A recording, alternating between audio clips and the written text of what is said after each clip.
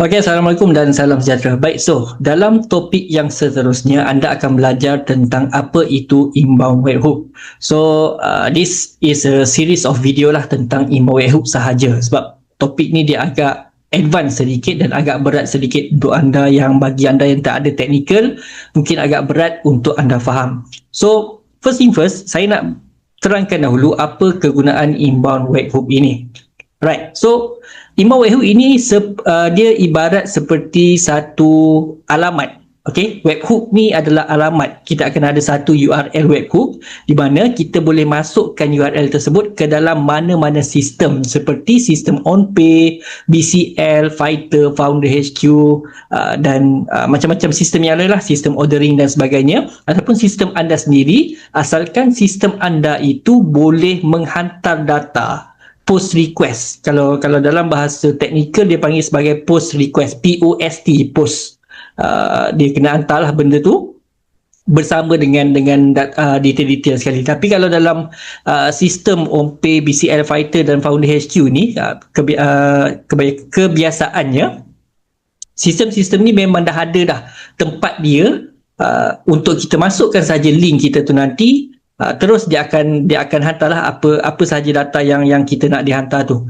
Okay, so kalau dekat dalam e-commerce pun boleh juga. Dia boleh juga ada satu tempat tu yang kita boleh settingkan dia, masukkan saja kita punya URL dan nanti dia akan hantarkan kita punya data daripada website kita tu masuk ke dalam kita punya sistem chatbot. So dia akan integrate lah, seamless integration.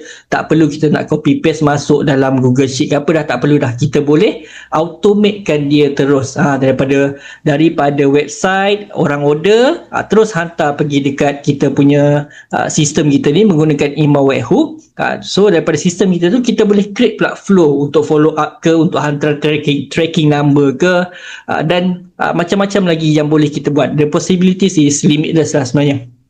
Okay, sama juga kalau kita buat untuk Founder HQ punya sistem kan. Kalau anda menggunakan Founder HQ punya sistem, dia bila kita dah submit order, dia akan frequently ataupun secara sequentially menghantar data based on status order tersebut. Daripada order tu dah submit, okey, dia akan hantar order dah submit bla bla apa semua berserta dengan data. Kemudian bila order tu dah dipostkan, dia akan update dekat dalam sistem Founder tu, Founder HQ dia akan update sistem dia dan dia akan hantar juga data tu ke dalam kita punya sistem chatbot kita tu nanti, dan kita chatbot kita tu bolehlah hantar apa message ke apa yang kita nak hantar kepada customer kita. Contoh kalau kata tracking number dah ada, kita bagi tracking number dan sebagainya kan. So sama juga dengan Fighter, BCL, OnPay pun lebih kurang sama juga. Cuma mungkin OnPay dan juga BCL mungkin order submitted dan order pembayaran berjaya macam tu je lah yang ada. Cuma tracking number apa semua rasanya tak ada lagi integration. Yang itu yang ada integration untuk tracking number apa semua tu sistem order seperti Fighter dan Founder HQ. OnPay dan BCL adalah sistem untuk submit order, sistem sales page dan sebagainya, benda-benda macam tu. Tapi Fighter dan Founder HQ pula adalah sistem ordering, yang mana dia ada juga integration dengan courier untuk posting dan sebagainya tu. So dia dapatlah data-data order tu macam mana dan sebagainya. So kebiasaannya bila saya bekerjasama dengan klien-klien saya, diorang akan selalu pakai ni lah, BCL dan juga Fighter ataupun Founder HQ, dia punya sistem untuk managekan order dan sebagainya. So kalau anda tak ada lagi, tak apa, jangan risau. Yang ini untuk anda belajar dahulu, ataupun mungkin anda boleh start menggunakan sistem BCL.my dululah untuk